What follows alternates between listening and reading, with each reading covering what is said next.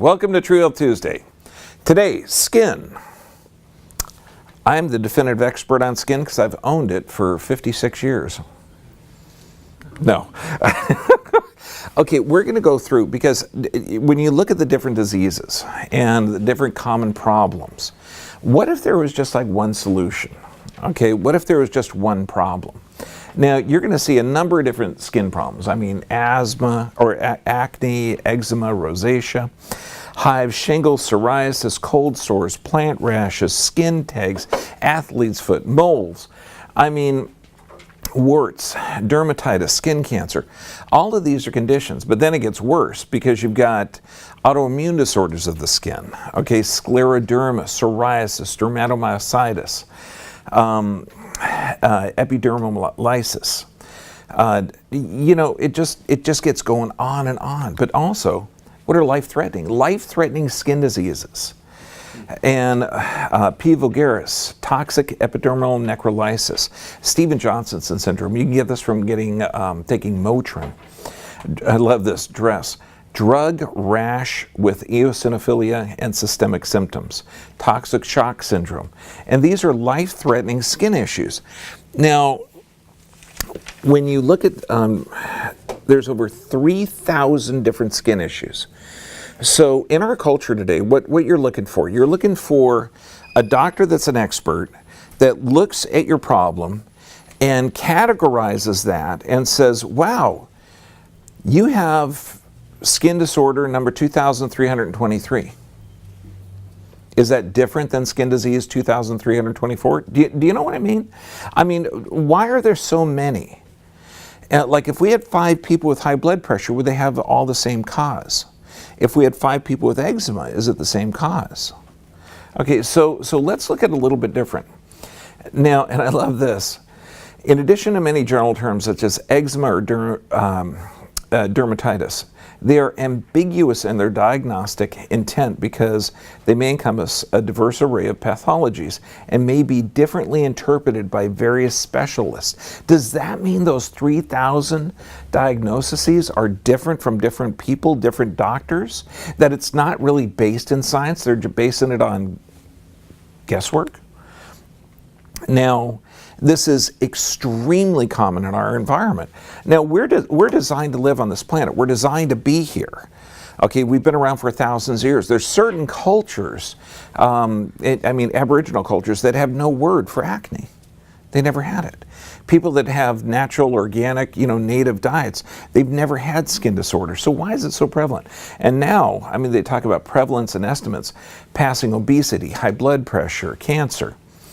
And this is frightening because morbidity and mortality from skin conditions are both expected to increase, and the prevalence in healthcare spending related to skin diseases are considered among the fastest growing of any medical condition. Good God, run! And so what's the cause? What's the religion of science? What do they say? Because it's not actual real doctors. They're blaming bacteria, viruses, irritants, fungi, allergies, immune diseases, and genetics. Okay, this is what they say are the causes of skin disorders. Now, according to the National Institute, allergies, irritants, your genetic makeup, certain diseases, immune system problems can cause dermatitis, hives, and other skin conditions. So what do? Okay, because remember, this is symptom drug therapy, this is symptom drug society, so bacteria, we give them something to kill bacteria, antibiotics. So we've got viruses, we're going to give you an antiviral, funguses, an antifungal, allergies, antihistamines, any type of irritant like a rash or anything, we're going to give you a steroid. Autoimmune disorders, we're going to bring out the big guns, immunosuppressants. Has anyone seen the commercials for immunosuppressants? Yeah, death is a side effect. And of course, if it's genetics, hopefully you're flexible enough to bend over and kiss your butt goodbye. So that was a Cirque du Soleil joke, sorry. Okay, so when you look at this, we're going to take each one because it's odd that if you think that it's from an outside source and it's not self-created and we try and treat it with an outside source, let's look at the side effects. Penicillin. Most commonly prescribed one for skin disorders. Oh my gosh, severe skin rash, itching, and peeling, along with fever, chills, easy bruising, seizure, blackout. Luckily, if you have a blackout, you won't even think you got skin issues. Okay, so then looks at the antiviral. Now, I purposely put it in small print because there's like 3 slides like this just on this one medication. But when we're talking about stomach pain, urination problems, thirst, tiredness, weakness, black tarry stools, confusion, convulsions, hallucinations, hives, trembling. So you're taking this for a hive that's supposed to be caused by a virus, but it causes hives. Okay, let's look at this is page 2 of the same drug. Blurred vision, changes in facial skin color, muscle cramping, pale skin, irritated eyes. Now, let's look at the most common antifungals. Mild skin itching and skin rash. Okay, you have athlete's foot, we're going to give this to you, and then of course you develop a skin rash. It doesn't make sense, but of course, depression, confusion. And when I'm reading this, I'm starting to think, well, wait a second, okay? So if we're blaming viruses, funguses, bacteria, if we're blaming all of these outside things that are attacking us, and we're giving drugs that kill those outside things, okay? Does that make sense? Okay, we suspect it's a fungal, a virus, a bacterial, or something, and we're taking a drug to kill that fungus, viral, bacterial. Why does it cause depression, confusion, skin rash, immune system issues? Why? So by attacking these horrible pathogens, why is it causing systemic illnesses? Okay, I just want to present that question because I'm going to answer it in a second. Antihistamines. And again, we're looking at uneven heart rate, mood tremors, seizures, bleeding, shortness of breath, urinating. They don't even have the most common side effect of antihistamines is dementia. Okay, steroids. This is the bigger guns. Okay, thinning of the skin, stretch marks, bruising, tearing of the skin, rosacea, dermatitis, pustule psoriasis. So you're treating pustule psoriasis, you think it's an environmental steroid, and you give something that causes that. Then the immunosuppressants, and this is horrible. Again, hair loss, skin rash, night sweats, fever, jaundice, severe nausea, burning, pain, urination, white patches. All of this stuff. If the entire theory is based on an outside that you're being attacked, what's actually the cause of it? So let's actually look at the anatomy and physiology. Wouldn't that make sense instead of just reacting crazy? Skin is beautiful, okay? 15% of your total body weight, you're talking 21 square feet, and weighs about 9 pounds, 11 miles of blood vessels supply skin. But when you think of this, wow, 11 miles of blood vessels, I wonder if the health of the blood would affect the health of the skin. Some nerves in the skin are connected directly to the muscle instead of the brain. Absolutely, this increases reaction time. So if you get burned, you can be pulling back, quicker than you even knew that you were burned. 300 million skin cells, the average person. A single square inch of skin, and we're going to talk about this, just 1 square inch of skin, 19 million cells, skin cells, 300 different sweat glands. On 1 inch of skin, I've got 1,000 different species of bacteria. Not 1,000 bacteria, 1,000 different species. And every 28 days, I'm brand new. Everybody else is. And so how can these diseases exist in a human being who's constantly regenerating? And now, you shed about 30 to 40,000 cells every minute. Sorry. So when we look at this, what's the function of skin? Okay, obviously protection, sensation, heat regulation, controls the environment, storage of lipids and water, vitamin D synthesis, excretion, absorption, water resistance. But the structure of it is brilliant. Oh my God. In human dissection, you remove some of the skin, but you're looking at it looks like one solid layer. When you look at it under a microscope, you've got multiple different cells here. You've got muscles that attach to the hair shaft that actually erected. It's called erector pili. When you look at the different types, like thick skin, thin skin, look at the different structures, the miles of blood vessels, how this is permeable. I mean, anything you put on your skin actually can get into the body. It's, I mean, brilliant. It's a brilliant structure that's constantly being renewed. It's constantly being regenerated.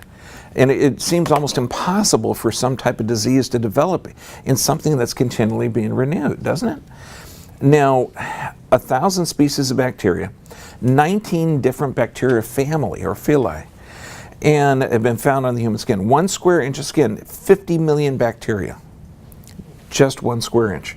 And oily skin, okay, that's why I'm so shiny, 500 million bacteria. And this is normal. You know, I mean, if you go up and you say, hey, you know, I'm glad we can go out to dinner. You know, I have 500 million bacteria per inch of skin on my face. You know, but we have this bacteria and viral phobia, so it doesn't make any sense. When we look at this, density of skin flora depends on the region of the skin. The skin has an ecosystem.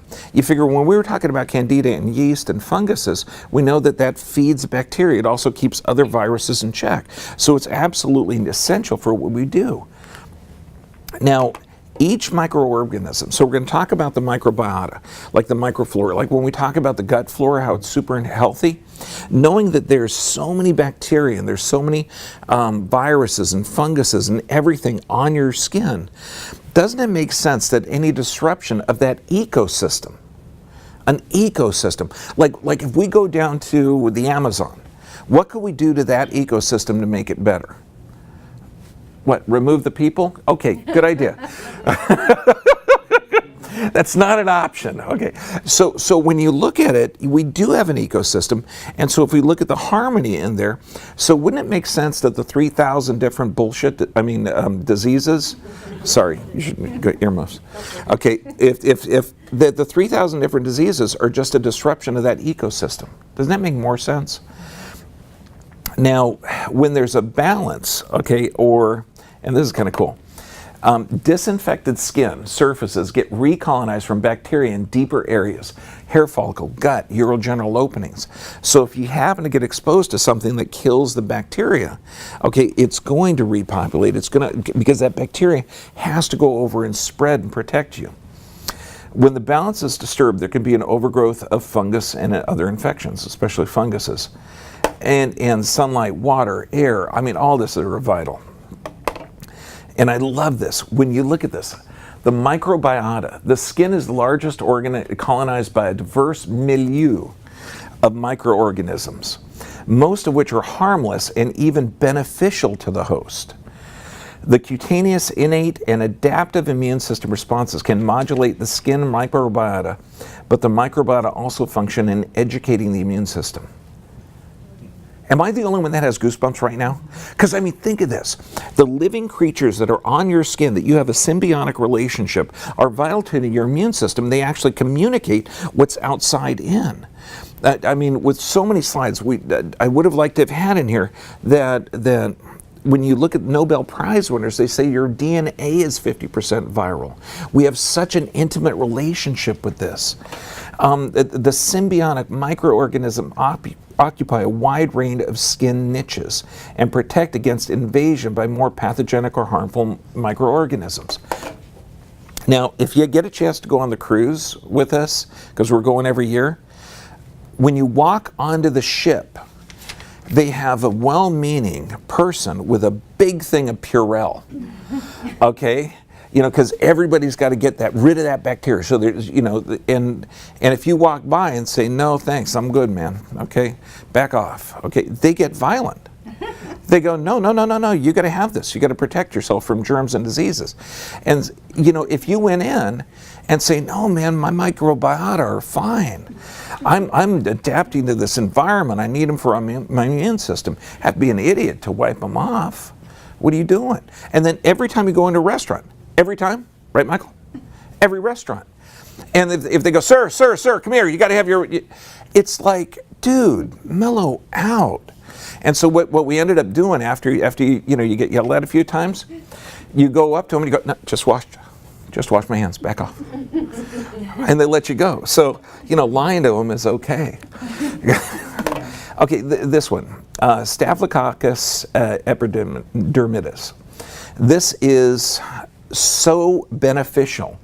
It modulates the host innate immune system response. Innate is an inborn intelligence in your body. Now, this Staphylococcus selectively inhibits certain skin pathogens, just like Staph aureus. When you hear these staph infections in hospitals, why do they have them? Because they're killing all the microbiota. They're killing the ones that protect you. Oh God, I love this.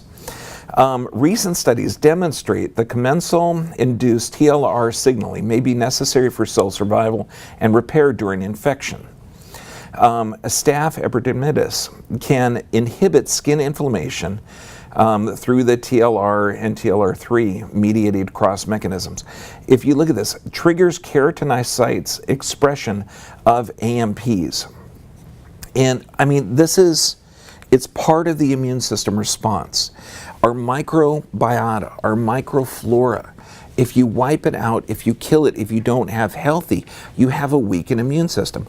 Oh my God, that's where the 3,000 diseases are. They're not diseases attacking us. Could it be from a weakened immune system? Good God, Heidi, call the National Institute of Health. I think we may be onto something here. Or they could read Nature Reviews Microbiology.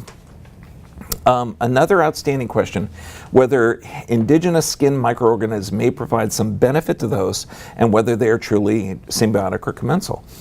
Host microorganisms joining forces to combat invasions of pathogen. The commensal skin bacteria, epididymis, was demonstrated to inhibit near colonization and biofilm of Staph aureus.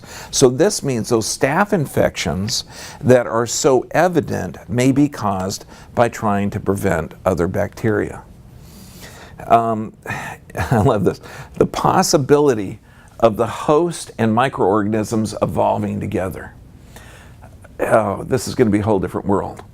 Furthermore, as our arsenal of antimicrobial weapons fall short, good God, I just read you what the antibacterial, antiviral, antifungal, antihistamines, anti-immune system, okay, what all of those do. Are those good effects or negative effects? Negative. Yeah, no kidding. Fall short in battle against Staph aureus, other potential pathogens. Perhaps therapeutics derived from microorganisms' cells will offer promise as viable alternatives. You're going to find out that to deal with, and we're talking in the next generation, because we had to let this generation of doctors die. Once they die off, it's cool, because then we're going to evolve a little bit more. Instead of having antibiotic-resistant bacteria, we're going to go in there and spread healthy bacteria. This is fun. The current research related to infectious diseases of the skin targets microbial virulence factors and aims to eliminate harmful organisms. These same microbes potentially play an opposite role by protecting the host. So when they talk about host, microbe, host, they can inhibit, they can help you.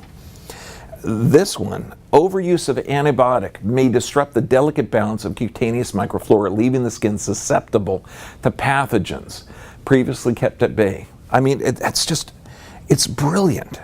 I should have said that in a British accent, but I didn't want to offend you. So what kind of stuff disrupts the microflora? Wouldn't that make sense? So instead of looking at all these pathogens, my God, we got an immune system. All that beautiful bacteria we got, this is part of how I'm protected from the environment. I don't want to disrupt it. Vaccinations disrupt the microflora. Leaky gut destroys the gut. And we're going to talk about the gut, but it's interesting when you think about the gut. The inside of your gut is really the outside of the world. I know it sounds weird, but if you could shine a light like they do in the cartoons, like a Tom and Jerry cartoon, if you shine a light down here and you could straighten out the esophagus, the stomach, all the intestines, everything else, it would shine out down here. Mm-hmm. Okay, does that make sense? So the inside lining of the intestinal tract, the esophagus, the stomach, everything else, that is really the outside world. So that has a lot to do with the health of our skin. Antibiotics, medications, toxic processed foods, antibacterial soaps, that's huge. Cleaners, toxic household cleaners, cosmetics, chronic stress. It's interesting, under physical, chemical, or emotional stress, cortisol is released, and this is a natural anti-inflammatory. It's the greatest stress hormone out there.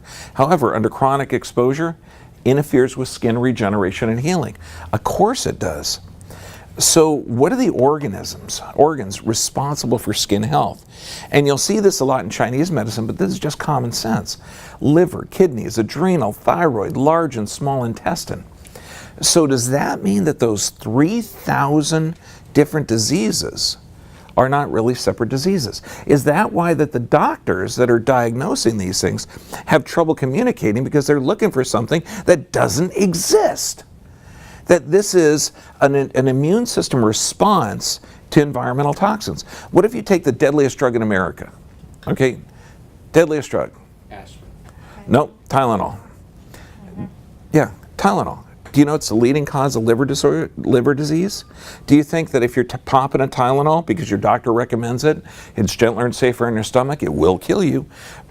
Do you think that you could develop skin disorders? Absolutely. Kidneys. Advil, Motrin, Aleve, all the non-steroidal anti-inflammatories negatively affect those. Adrenals and thyroid. How many people are walking around with adrenal fatigue, ending up with certain skin issues? Why? Because they're stressed, because they have increased cortisol. Oh my gosh, increased cortisol, what does that do with skin regeneration? It decreases it. By God, every 28 days we're supposed to have new skin. The large intestine. Okay, what if you have poor motility? Okay, what if you're dehydrated and you're constipated? Do you think that the large intestine is going to be able to break down the nutrients? No. No. Now here's some common things, because you can't trust the products on the shelf. If you see that they have any of these, the parabens, synthetic colors, fragrances, unless they're fully organic and tested, think of this. Anything you put on your skin, you have to be able to eat. So when your friends say, well, I'm going in the sun, I really want to have a sunblock, say, okay, if you can eat it, put it on your skin. And they'll look at you like, I'm not going to eat sunblock. No, use coconut oil, SPF of 6, it's fine. Okay, triclosan, I'm going to show you what that is. Sodium lauryl sulfate, formaldehyde, toluene, propylene glycol. I mean, this is crazy. This one, okay. Environmental Science and Technology, October 24th. Okay, triclosan. Now this is in antibacterial soaps and toothpaste. Okay, Colgate Total. And I just read how it destroys the normal flora, right? You have bacteria everywhere that protects you. Do you want to eat this? Probably not. That's why they have a warning on toothpaste. If swallowed, call the Poison Control Center. They don't have it on my toothpaste. If you look at the side of on Earth toothpaste, which is just like, clay and baking soda, it says you could eat this if you want. Go ahead and eat it. This stuff is poisonous.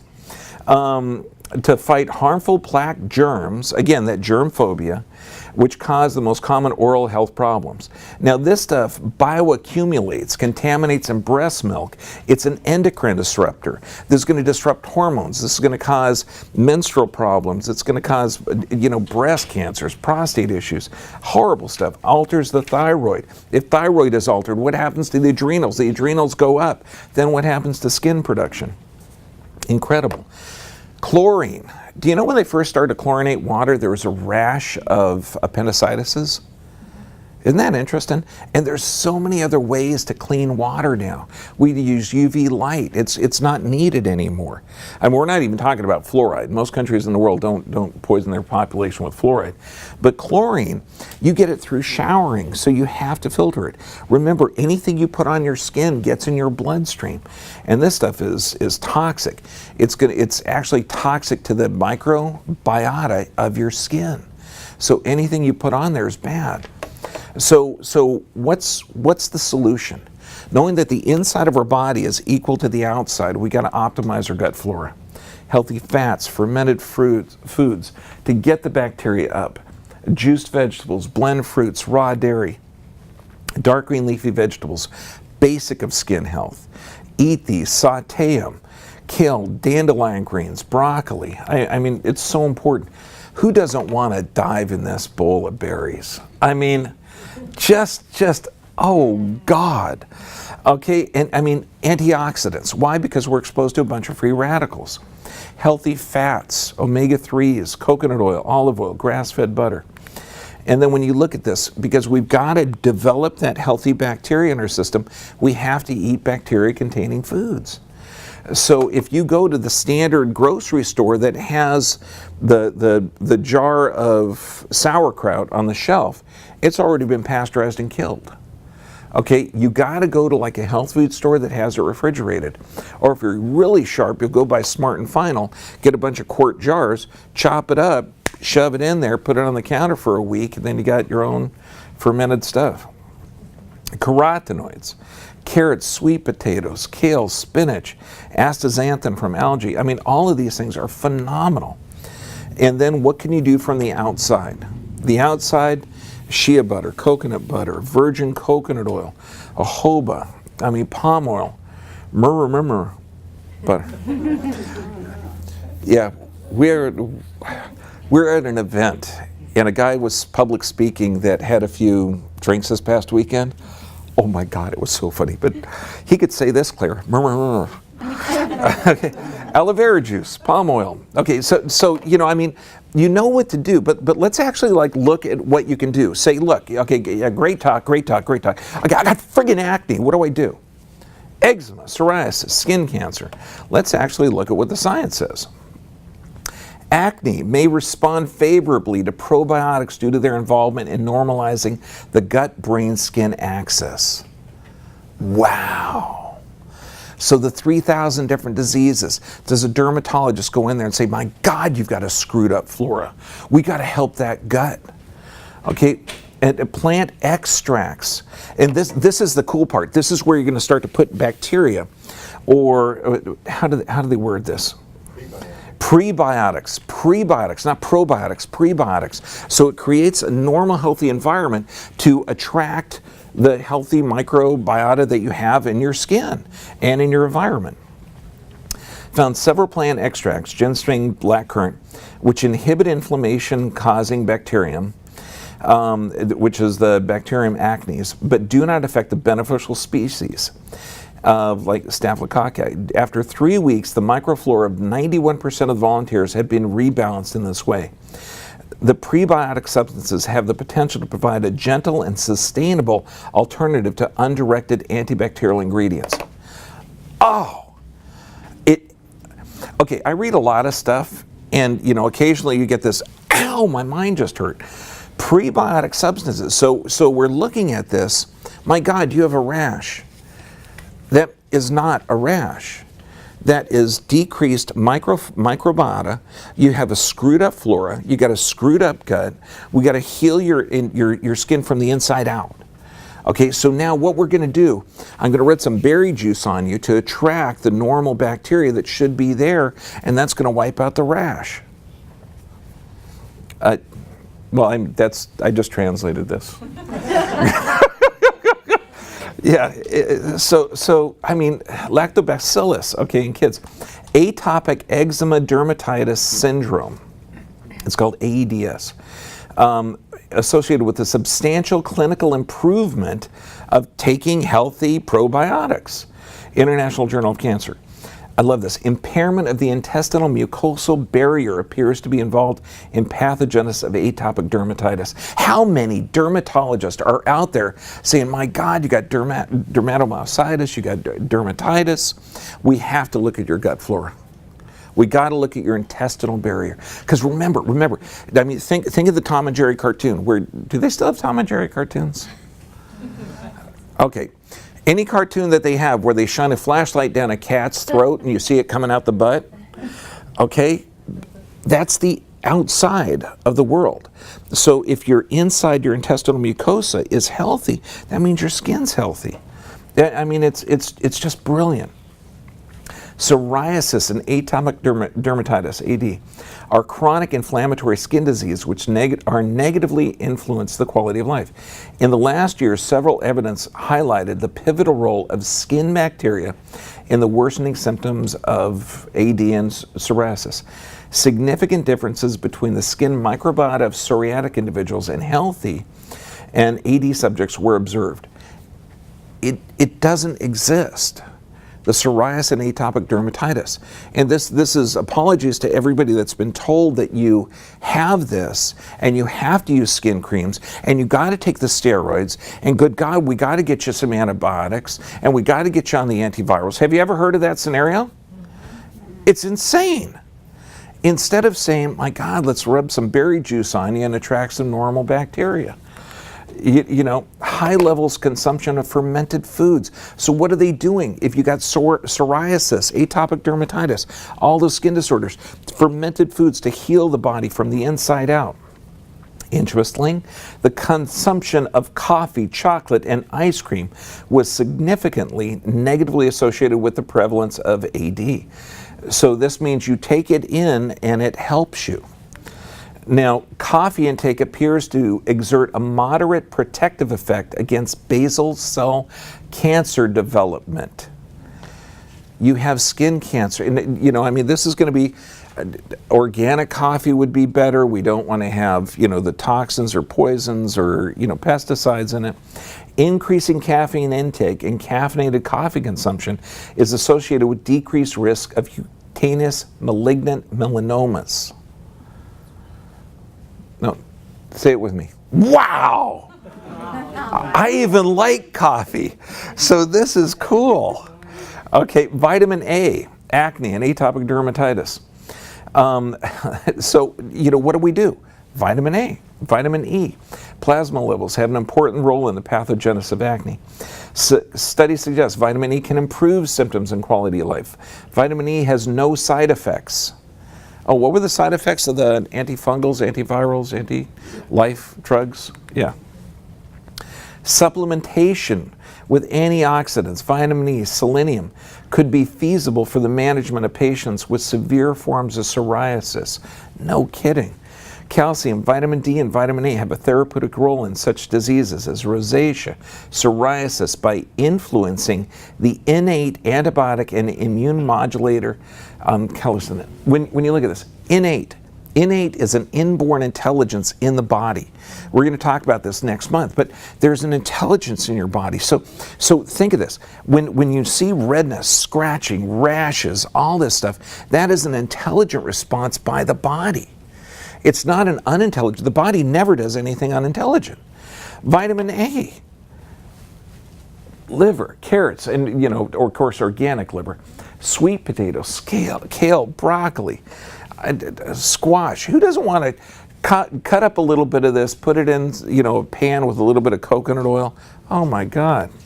Okay, vitamin E, almonds, spinach, sweet potatoes. If you've never taken an organic sweet potato, sliced it up, put it in a pan, toss a couple of leaves of spinach in there, sauteed. Oh, good God. Okay, low stomach acidity. Now, this is back when medical journals were really, really sharp, where they actually did unbiased studies. Went back to 1945, the Southern Medical Journal. Stomach acid.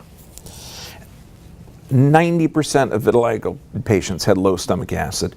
Alopecia, that's hair loss. Lupus, 100%. Psoriasis, urticaria, eczema, acne. Okay, now this is low stomach acid. So how many people are taking Tums, Rolaids? How many people are drinking water with their meals? Water, which dilutes the stomach acid. I mean, how many people have reflux, okay, because they're under chronic stress? I mean, this is so clear. But, and today I just, because to prepare for all of these, I'd look at a lot of information, and I was listening to this one YouTube talk on it. This guy was an idiot. He was a professor at a dermatological college, and, you know, he was a great surgeon, I'm sure, for plastic surgery. He hadn't a clue. He didn't talk about anything that was beneficial.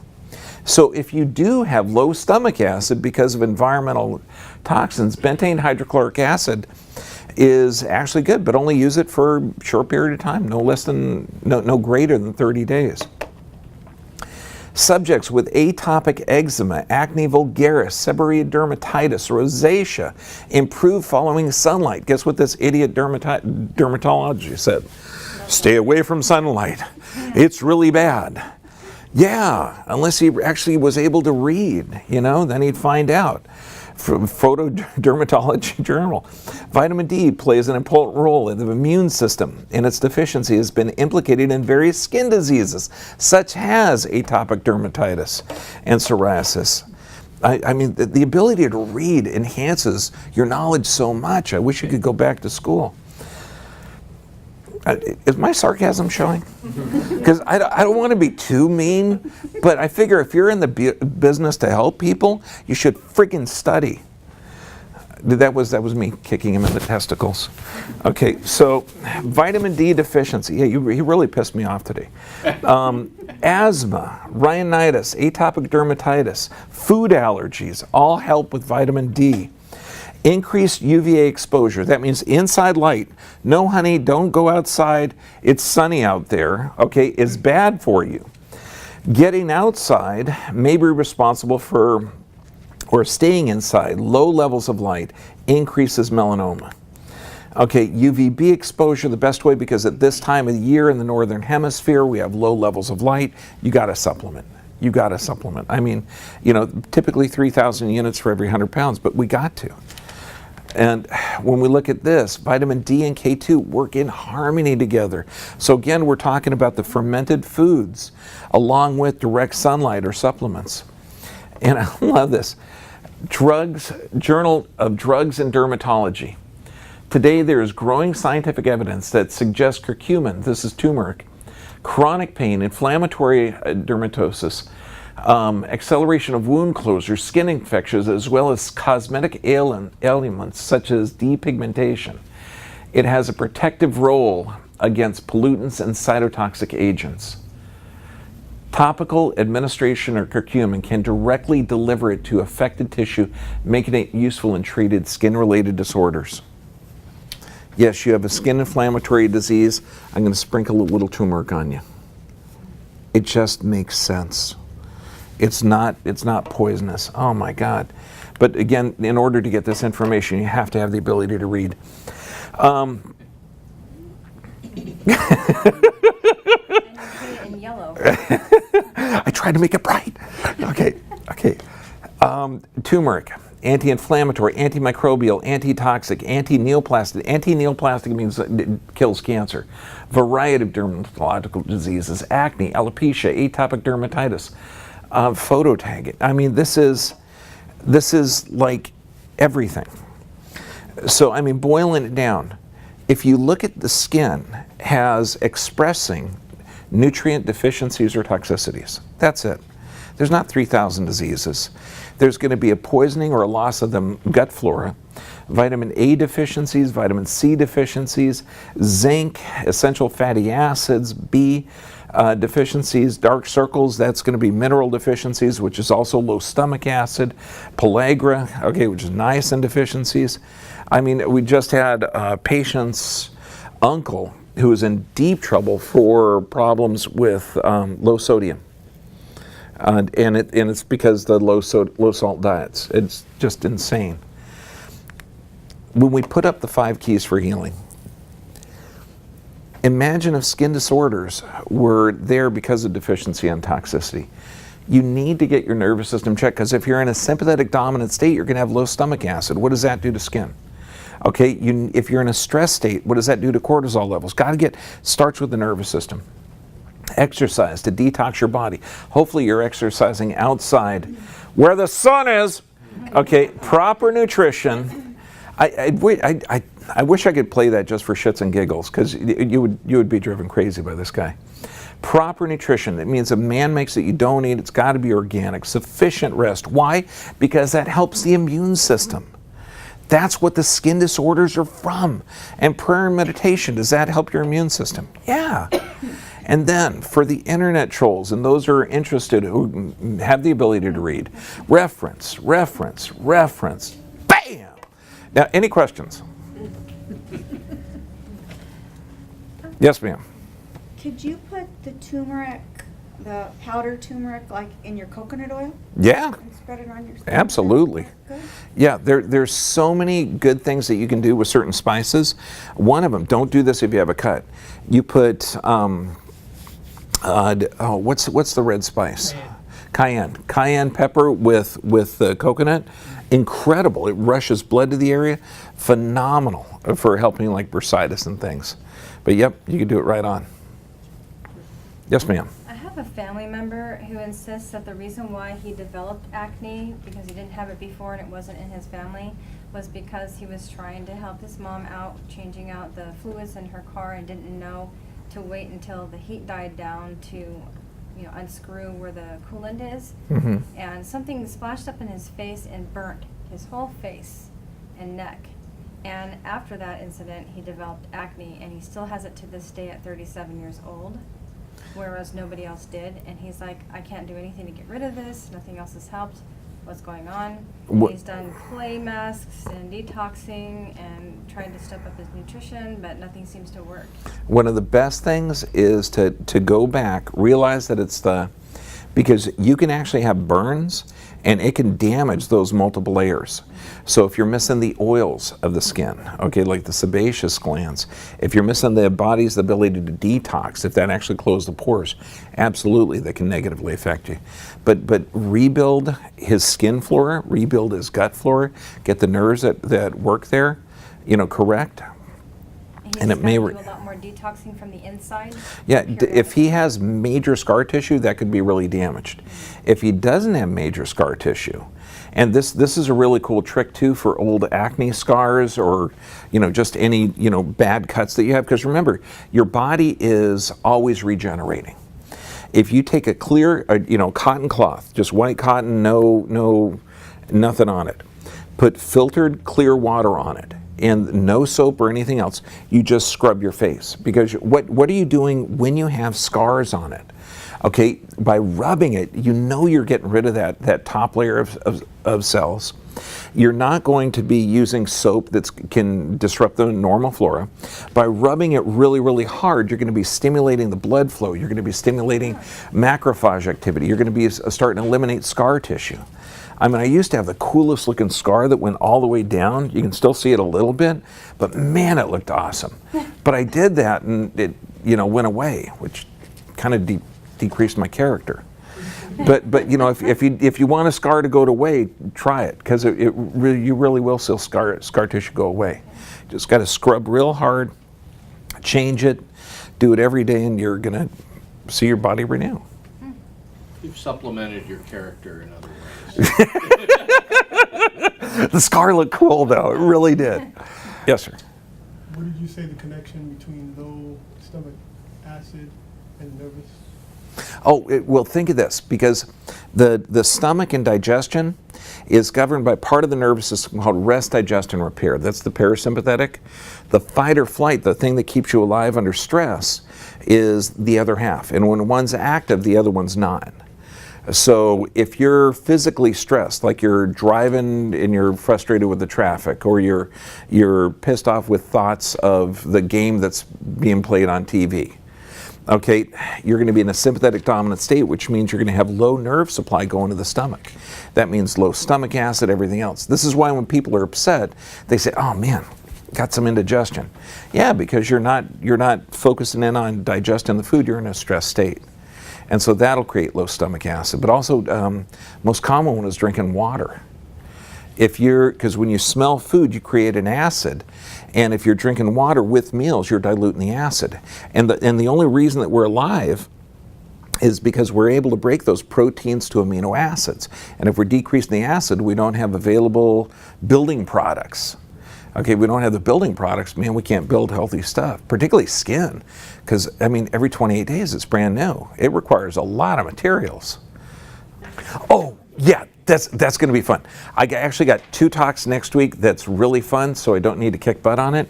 It's really, honest to God, when you're doing these talks, it's tough because you got to deal with people's belief systems, and you got to break it down to where they think there's 3,000 skin diseases, and then, how it hurts their brain.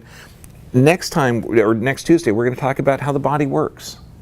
You know, the brilliance of how your body works. You're going to learn how digestion works, how your body breaks down the amino acids to fatty, or the proteins to amino acids, and fats to fatty acids, and how the lungs work, how your blood works, what your spleen does. I mean, it's going to be fun. I'm really looking forward to it.